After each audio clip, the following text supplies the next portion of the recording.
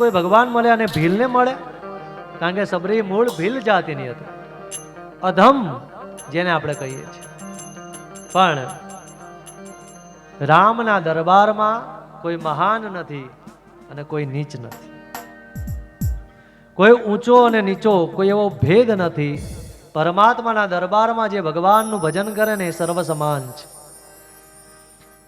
એટલે ભગવાન રામ અને લક્ષ્મણ આજે સબરીના નાદને સાંભળે છે, સબરીના અવાજને સાંભળે છે અને ભગવાન એ સબરીની ભક્તિમાં તન્મય બની અને પરમાત્મા સ્વયં આજે પોતાનો દરબાર છોડી અને વનમાં એમાં સબરીની ઝૂંપડી તરફ એ પ્રયાણ કરી રહ્યા છે, ડગ માંડી રહ્યા છે. આવા ધીમે ધીમે ભગવાન રામ અને લક્ષ્મણ આવી રહ્યા છે. ओ राम आएंगे आएंगे राम आएंगे,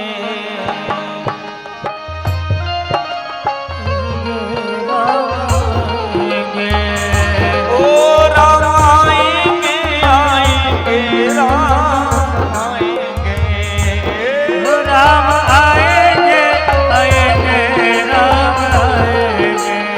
ओ मेरी झूपड़ी के बाग सब खुल जाएंगे राम आएंगे, मेरे झोपड़ी के भाग खुल जाएंगे राम आएंगे.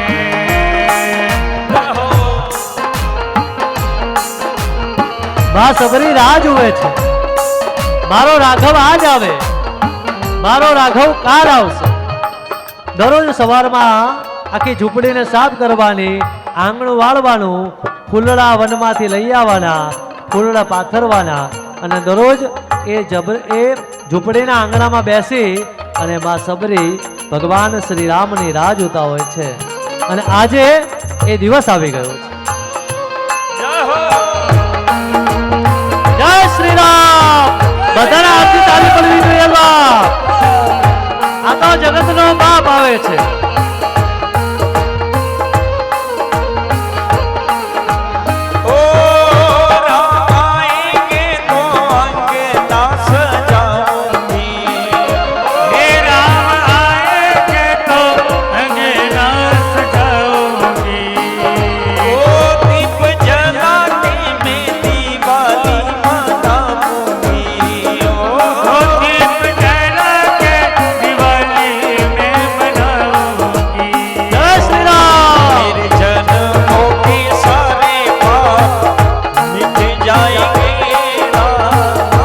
રામ નામનું ભજન છે. વાહ વાહ.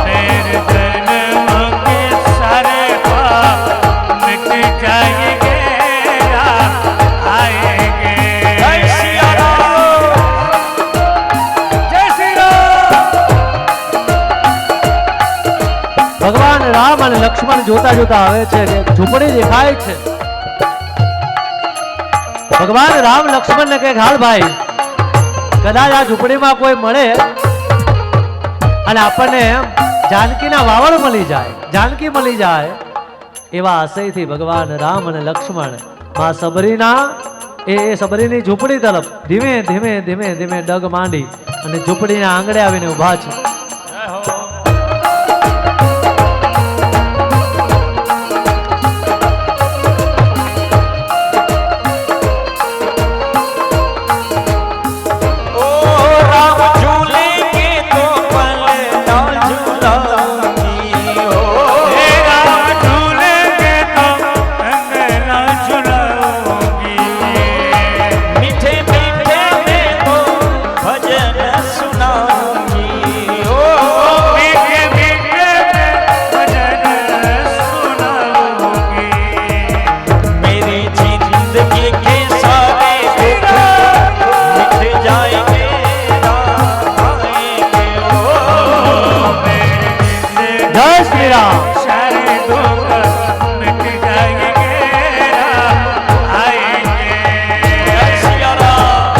માં સબરીએ ભગવાન રામને અને લક્ષ્મણને આવતા જોયા.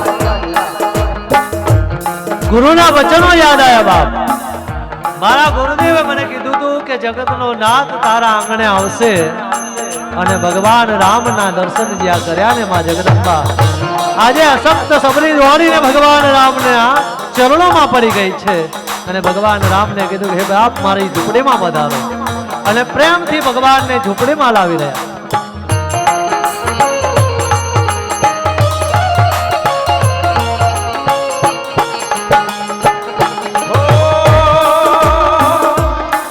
मैं तो रुचि रुचि भोग लगाऊंगी हो मैं तो रुचि रुचि भोग लगाऊंगी ओ माखन मिश्री को राम को खिलाऊंगी ओ मैं तो गरम से सजाऊंगी प्यारी प्यारी राधे प्यारे श्याम संग राम आएंगे हो प्यारे जय श्री प्यारे राम। राधे प्यारे श्याम संग राम आएंगे ओ राम राम जय राजा राम राम जय सीता राम राम राम जय राजा राम राम जय सीताराम ओ राम राम બધાને હાથે તાળી પડવી જોઈએ બાપ હાથ ઊંચા કરીને તાળી પાડો મારો રાઘવ રાજી થશે राम राम जय राजा राम राम राम जय सीता राम राम राम जय राजा राम राम जय सीताराम राम राम जय राजा राम राम राम जय सीता राम राम राम जय राजा राम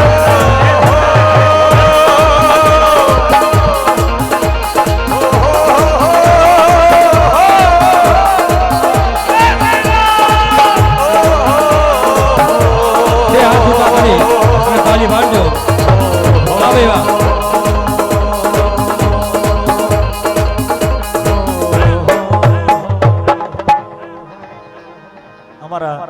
સબરીમાં આજે ભગવાન રામને મીઠા બોર ખવડાવે છે જગદંબા માં જગતજન હે સબરી મીઠા લાગ્યા બોર માં સબરી બેસાડે છે ભગવાનને ગાવે એવા પોતાની પર્ણકુટીમાં બેસો બાપ ભગવાનના ચરણોની સેવા કરી હે સબરી મીઠા અને બોર ખવડાવે. લાગ્યા બોર રે ये सबरी मीठा लाग्या એમાં તારી ભાવના હે અનમોલ સબરી મીઠા લાગ્યા બોર રે. ये जी सबरी मीठा लाग्या માતા સબરી ભગવાન રામને બોર ચાખીને આપે છે એટલે લક્ષ્મણજીનું મોઢું બગડ્યું એઠું ખવાય આનું આનું એઠું ભગવાન ખાશે એટલે લક્ષ્મણજી આમ હાથ પાછો કે ના આને આપશો એમનામ આપો પણ બા સબરી બધા બોર ચાખી ચાખીને આપે છે અને ભગવાન રામે કીધું કે હવે તું રવા દે ભગવાન રામના હાથમાં જે બોર પડ્યા ને બધા ભગવાને ખાધા લક્ષ્મણજીને આપ્યા અને પાછળ ફેંક્યા એકે ખાધો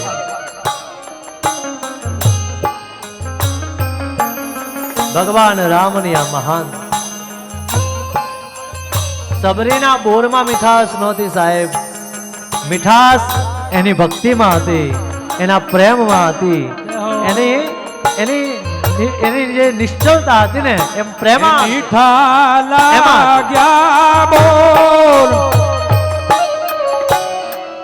એમાં તારી ભાવના હે અનમોલ સબરી મીઠા લાગ્યા બોર રે. सबरी मीठा लाग्या ભગવાન સબરીના આપેલા એક એક બોલને ખાય છે ખૂબ પ્રેમથી આરોગે છે લક્ષ્મણજી સ્વીકારતા નથી અને ભગવાન રામ સબરીના એ પ્રસાદને ચાખીને એવું કહે છે કે માં આના જેવો સ્વાદ આખા જગતમાં મેં ક્યાંય નથી જોયો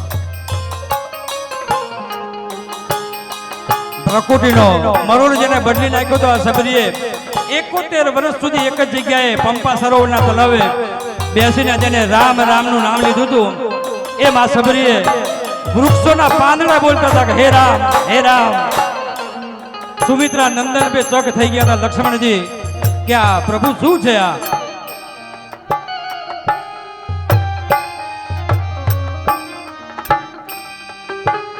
આજે એવી મા સબરીનો પ્રસંગ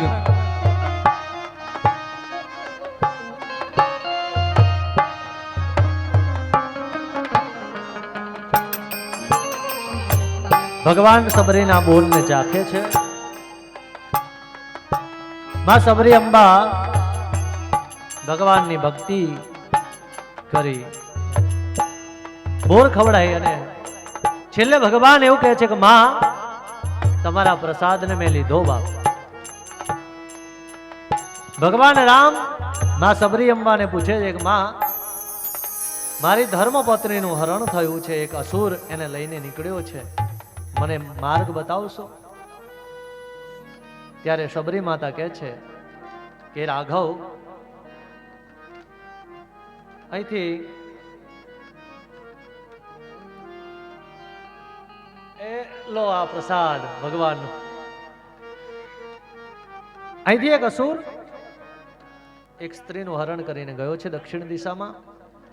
અહીંથી તમે આગળ જશો એટલે પંપા સરોવર આવશે અને પંપા સરોવરની પાસે ઋષ્યમુખ પર્વત છે, ત્યાં સુગ્રીવ રાજા બિરાજમાન છે. એ સુગ્રીવને મળજો, તમને આગળના એ બધી જ વ્યવસ્થા એ કરી આપશે, તમને આગળના સમાચાર પણ એ આપશે.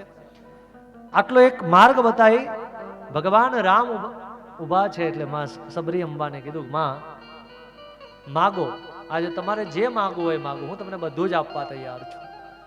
અને વિચાર કરો સાહેબ, જેમ એક અજ્ઞાની કેવટે ભગવાનના ચરણ ધોઈ અને ભગવાનનું ધામ માગ્યું ને, એમ આજે માં જગતજનની જગદંબા એ ભગવતીની કૃપાથી એ સબરી અંબા ભગવાન રામના ચરણમાં મસ્તક નમાઈને કહે છે કે હે પ્રભુ, આ જગતમાં હવે બીજું શું જોઈએ મારે?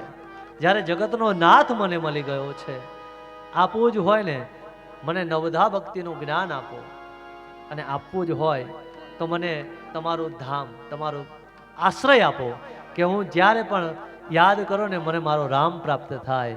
બસ એવા આશીર્વાદ લઈ ભગવાન માં સબરી અંબાને અભયપદની પ્રાપ્તિ કરાવે છે સાહેબ.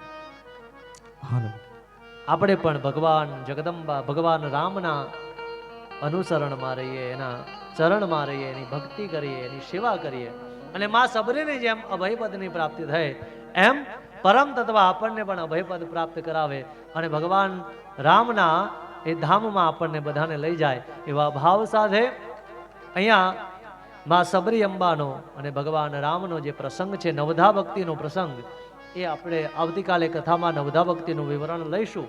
પણ આજે આગળની જે કથા છે અથવા આગળનો જે પ્રસંગ છે એનું વિવરણ ગિરધરભાઈ અને ટ્રસ્ટના ટ્રસ્ટીઓ કરશે. હવે અહીંથી એક મહાદેવનગરથી જે આપણું એક મંડળ ચાલે છે વર્ષોથી, રામધૂન મંડળ,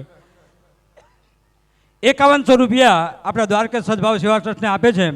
તો એમના પ્રમુખ શ્રી જે હશે ચંદુભાઈ, એમનો વિનંતી કરીશ કે અહીંયા મંચસ્થ આવશે, એમનું પણ સ્વાગત કરવું છે. 1100 રૂપિયા મંચસ્થ હાજર વિષ્ણુભાઈ રાવલ, અર્બુદાનગર, આપણા ભૂદેવ અમારા, એમના તરફથી આપણે ટ્રસ્ટને મળે છે. બીજા પટેલ હસમુખભાઈ હરિભાઈ સદાદવાળા, સનવિલા બંગલોજ, એમને પણ વિનંતી કરીશ કે અહીંયા હાજર હોય તો અહીંયા મંચસ્થ આવી જાય. હસમુખભાઈને પણ વિનંતી કરીશ.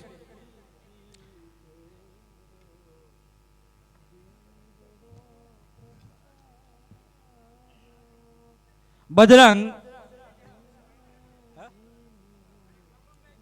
હવે અત્રે એક હરિભક્ત આપણો બાપુનો બહુ પ્યાસી છે કે જે પહેલા દિવસથી કથા સાંભળવા આવ્યો હતો, એને એમ કે મારે બાપુને હાર પહેરાવો છે, તો એ ભાઈને શ્રીને અહીંયા ઉપર ઉપસ્થિત કરીશ.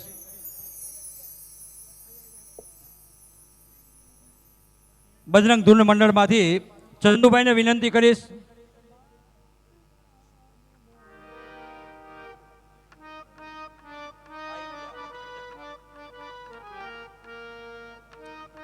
ખૂબ ભાવથી 4 કલાકથી માણસ અહીંયા બેઠો છે. બાબજી આયા ને ત્યારનો કે મારે હાર પહેરાવો છે.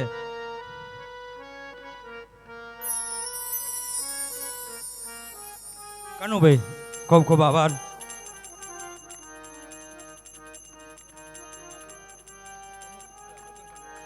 વાહ ભાઈ વાહ, ચંદુભાઈ, અરે વાહ ભાઈ વાહ, આવો. એમને સ્વાગત કરવા માટે હું હા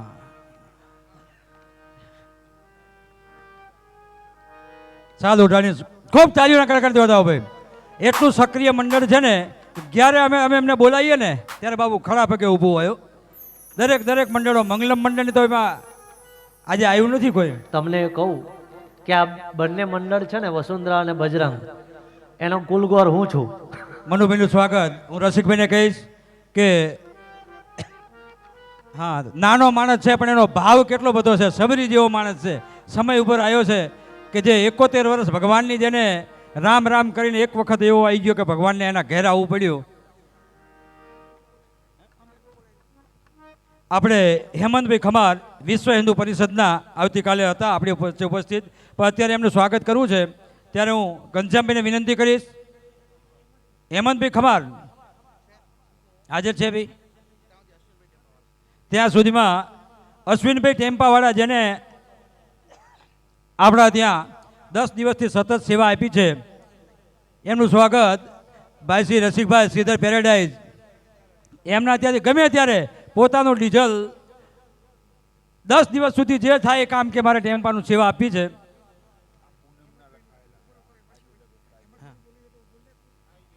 હેમંતભાઈને વિનંતી કરીશ કે આવો આપણા ફટાકડાના દાતાશ્રી, કે જેટલું જોઈએ એટલું લઈ જજો. વિશ્વ હિન્દુ પરિષદના આપણે અધ્યક્ષ છે, તો એમનું સ્વાગત કરી. ઘનશ્યામભાઈ હાજર છે? ઘનશ્યામભાઈ વીરજીભાઈ પટેલ, શ્રીધર સ્ટાર,